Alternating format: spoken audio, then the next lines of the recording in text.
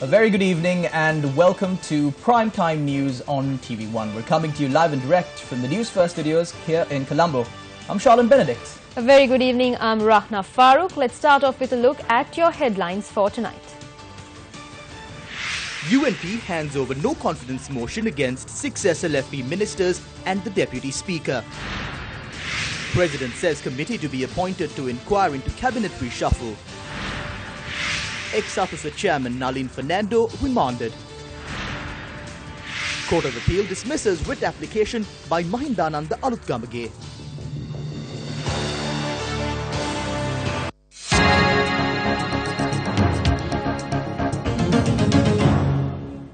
President Maithripala Sirisena says anyone in Parliament can join in the efforts to strengthen the government. The President made these remarks at a meeting with heads of media institutions this morning and stressed, as a President accountable to the nation, he would never allow the government to be weakened.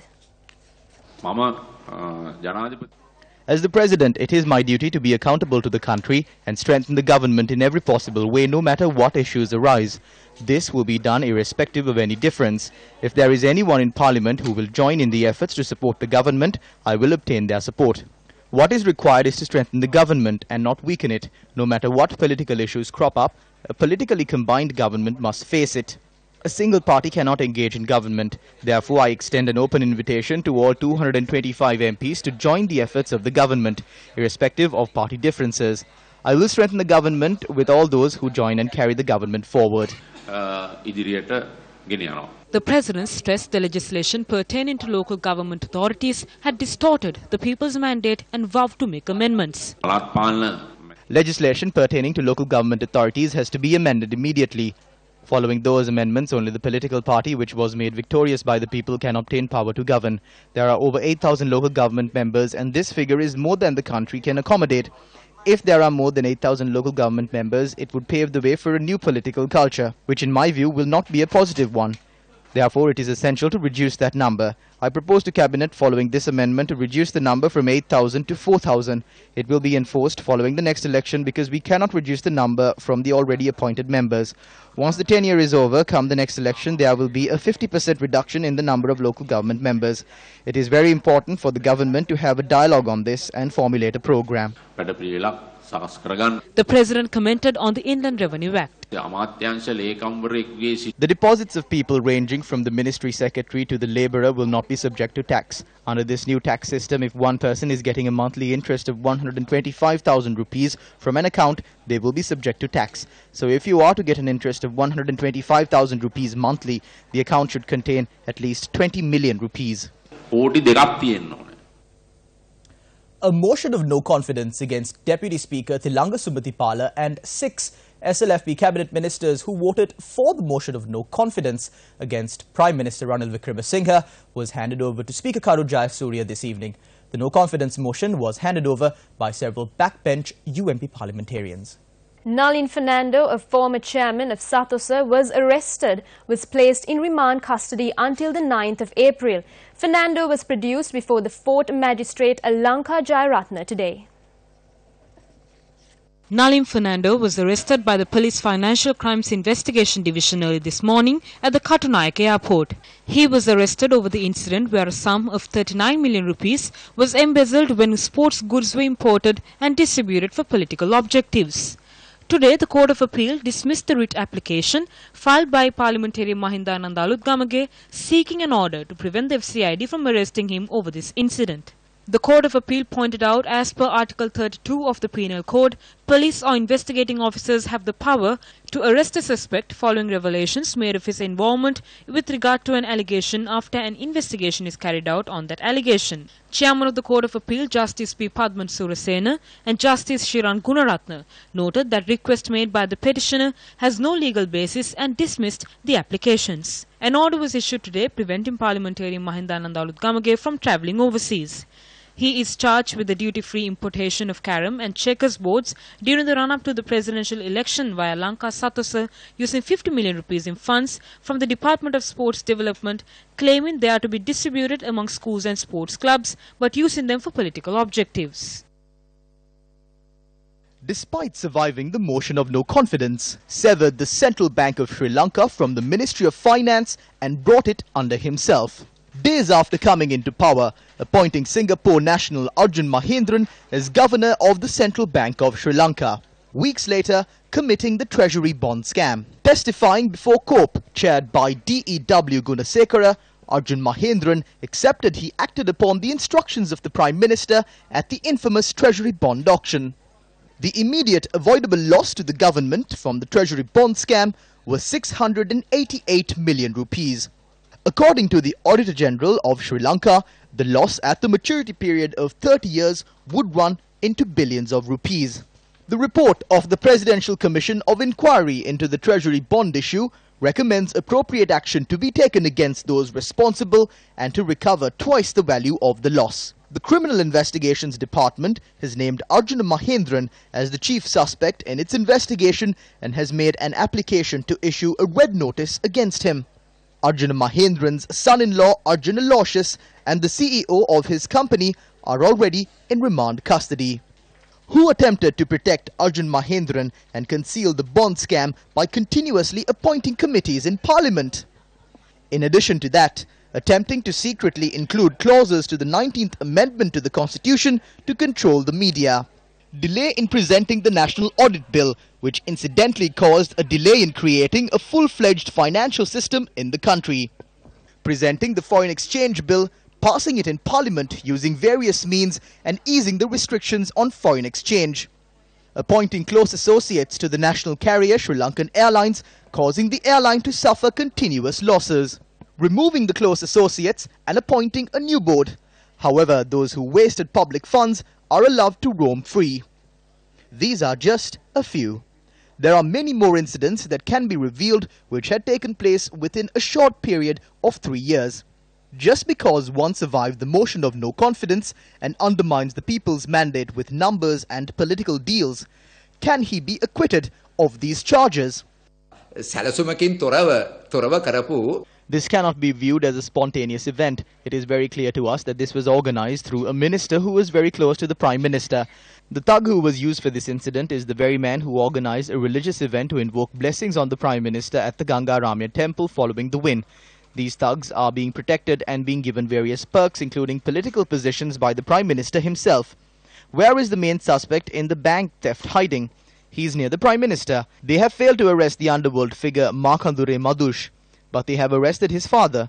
He is the man who placed a bond on behalf of Madush. Arjuna Mahendran is evading courts.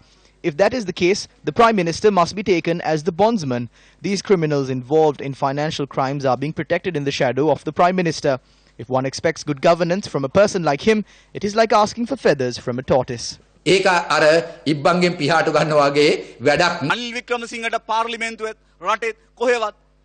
Wickremesinghe does not have a mandate in Parliament or anywhere in this country. Ranil is a failed leader who can do nothing. Many refer to him as Mr. Clean, but we refer to him as Mr. Dirty. From the party leadership to the supporters, they have an allergy towards media. This is because of the expose on the central bank treasury bond scam. As the People's Channel, Sirasa has the responsibility of exposing matters. Sirasa fulfilled that responsibility. We stand by Sirasa because they were instrumental in exposing this to the people. That is why Ranil Wickremesinghe is engaged with Sirasa. If they are thinking of putting a stop to this media institution, which could not be stopped by an inferno, by simply lighting firecrackers, they are dreaming. At the next election, we can see if there is faith in Ranil Wickremesinghe or not. Therefore, we challenge to call for the provincial council elections immediately. Many said Ranil is not an actor but the brains. No, Ranil is not the brain, but Ranil has the game. He only survived this game. A majority in the country did not favour for him to be made the Prime Minister. So there is a system in this kind of operating of the Prime Minister and his people. So what we are saying is, ministers came there, they made very loud statements and proclamations that these people should be arrested. Remember, honourable ministers, you all are in this government. You all should push the government to make these arrests. and bring these people to justice. There is no point in coming and like parrots talking to the TV and getting some kind of publicity, but your duty is to see that the media is protected. Because in this country, there is no opposition. The opposition has been bought over. The only opposition in this country is the media. Therefore, all of you all have a responsibility to see that the wrongdoers, who has been now very clearly pointed out by the TV channel itself, is brought before the law, and he should be prosecuted with all the other fellows who came and caused this assault. Public representatives and civil society activists expressed views regarding the incident that occurred opposite the MTV MBC head office. We are saddened the UMP did not win the people's mandate. They shuffled the 225 members of parliament to achieve this victory. How did they celebrate such a victory? They used a mob led by Choppe's son to assault the media. We vehemently condemn this.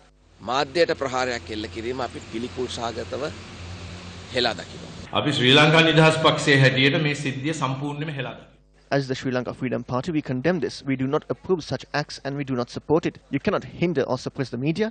There should be an independent media in this country. If not, the people will not be informed properly.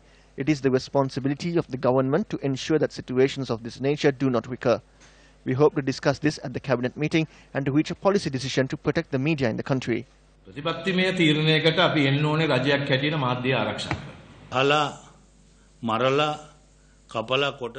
cannot beat Sirasa by assaulting them or setting fire to them.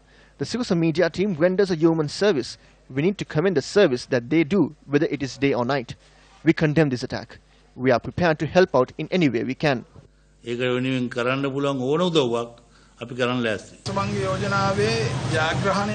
The Prime Minister celebrated his no-confidence motion victory by attacking Sirasa. We need to make this clear to all journalists. This is not just an attack on Sirasa. They are setting the stage for assaults and attacks on other journalists, so please stay vigilant. We call on that councillor to be immediately arrested.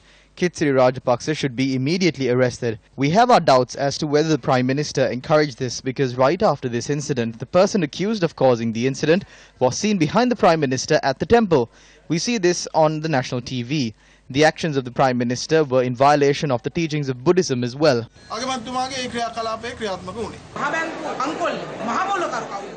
The entire country knows who the mastermind behind the central bank bond scam is. Such behavior, attacks on Sirasa, when they were coming into power, Ranil Wickremesinghe said they were going to establish good governance. They are just preaching falsehoods. In reality, we believe that such actions are nothing for the murderers of Batalanda.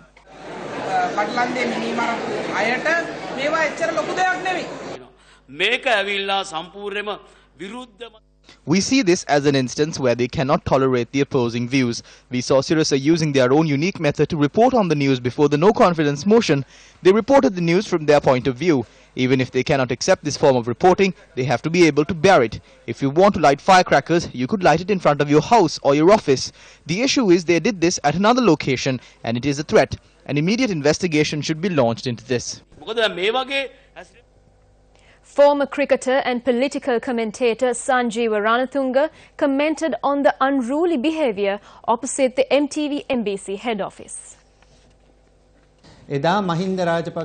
Followers and politicians during the Rajapaksa regime threatened and carried out attacks claiming that there's a force against the Rajapaksa family. We witness the same behaviour from the followers of this government when we point out their shortcomings and mistakes. I believe no one can hinder the media freedom in this country, and not a single follower of these political leaders can justify their unfair acts against media. I do not think anyone has the right to light firecrackers, even opposite my personal residence. Citizens of this country have the freedom to protect their rights. But what we see now is how individuals with certain political views suppress and attack those who highlight their wrongdoings. But Newsfirst will always act towards the well-being of the people despite these threats. People of this country and politicians should not forget it was Newsfirst who stood up against wrongdoings and gave a voice to the voiceless and assisted them in obtaining power. Newsfirst paved the way for politicians such as Chandrika Bandaranaike Kumartunga, Mahinda Rajapaksa, Sarath Fonseca and President Maithripala Sirisena to speak up and move forward. So I think the politicians should get rid of political slavery and work for the betterment of the people. හරියට කටයුතු කරන මිනිස්සු වෙනුවෙන් පෙනී සිටින්න ඕන කියන එක තමයි මගේ අදහස.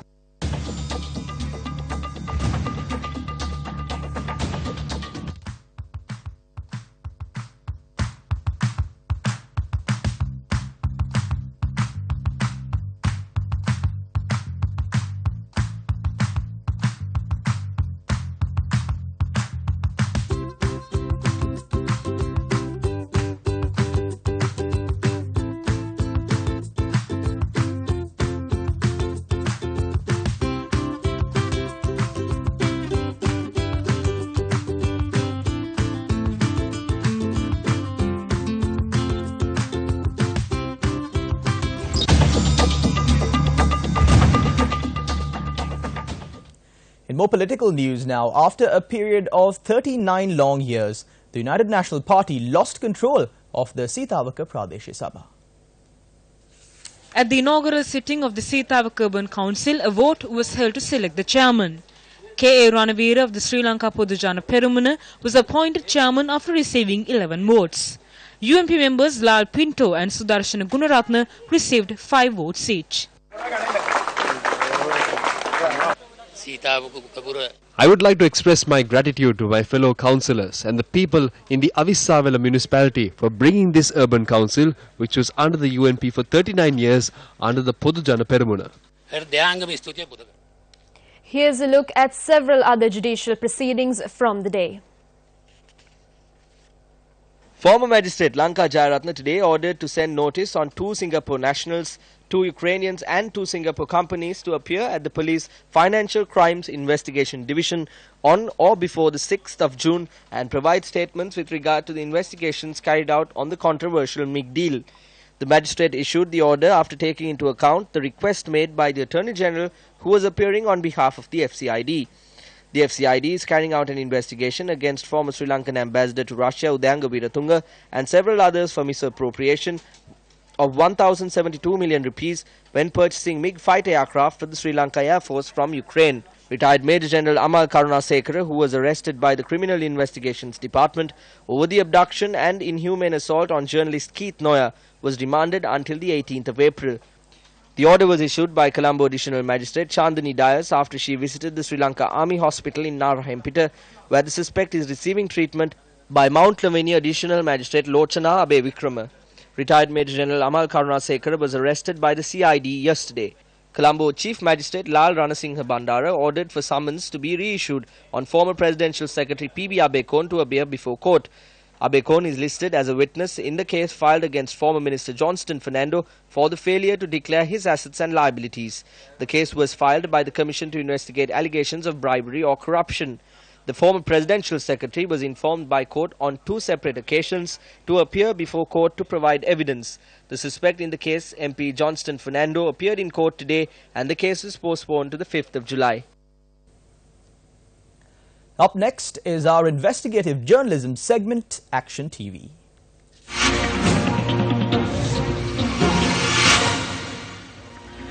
Harolpatana is one of the towns in the north-central province which experienced rapid development following the end of the conflict. On 2 separate occasions last year, Action TV highlighted the inconveniences caused to the general public as a result of the congestion in the Harolpatana town. Action TV pointed out it was the unauthorized constructions that had been constructed in the Harolpatana town which were the root cause for the congestion. After the Action TV expose last year, a meeting took place between the Harolpatana Divisional Secretary, representatives from agrarian organizations and the Harolpatana Traders Association. At this meeting, it was revealed shops had been constructed cutting across the waterway that carries water from the Harolpatana River to more than 400 acres of paddy land. At a time when certain individuals have attempted to construct shops covering up an ancient road that runs across the town, the Harolpatana Pradesh Sabha, which is vested with the power to approve construction plans, despite not approving the plans, had not taken any action to prevent the constructions from taking place due to political interference. Following the Action TV expose, the Harolpatana Divisional Secretary assured he would request a surveyor to carry out a fresh survey in the town, and in December last year promised he will take the first step in removing all unauthorized constructions. Even before the survey process commenced, measures were taken to renovate the waterway which carried water from the Horopatana Valley across the town, which was incidentally blocked by unauthorized constructions. The wastewater from these unauthorized constructions is released to this waterway. However, at present, the Horopatana Divisional Secretary had completely forgotten the assurance he made to representatives from agrarian organizations and the Horopatana Traders Association.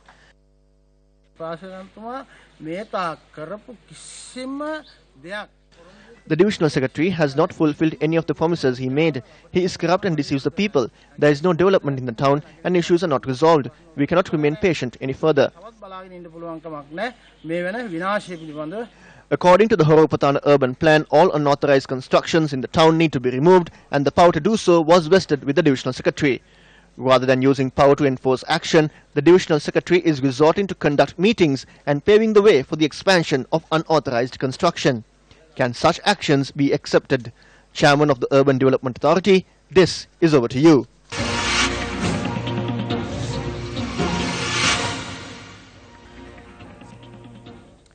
A debate was held in Parliament today regarding certain problems that have arisen in the amendments made to the legislation pertaining to the local government authorities election.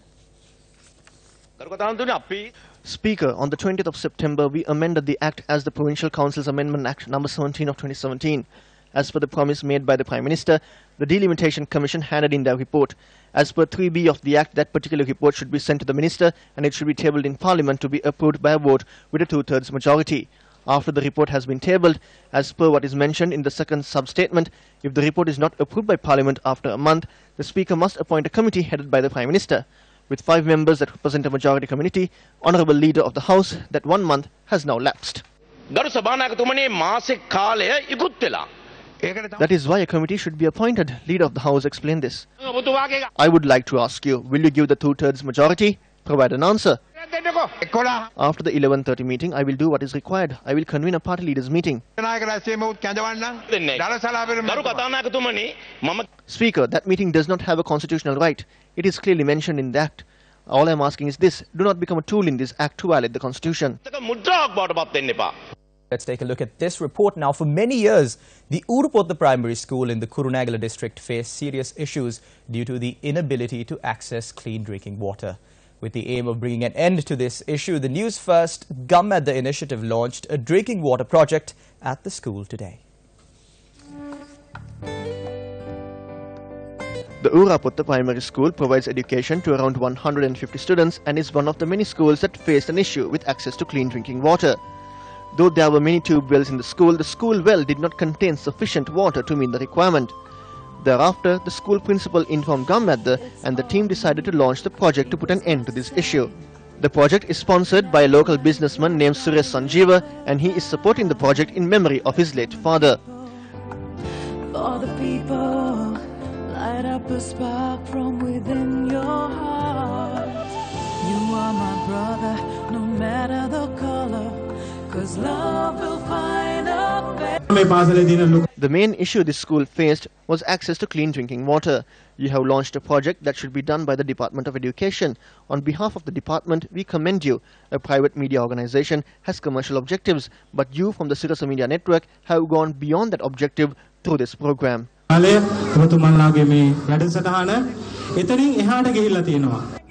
And with that, we wrap up Primetime News on TV1 for tonight. To follow details of these stories and more, you can log on to our website, www.newsfirst.lk. I'm Charlene Benedict for the Newsfirst team. And I'm Rahna Farooq. Thank you for watching. Have a pleasant night.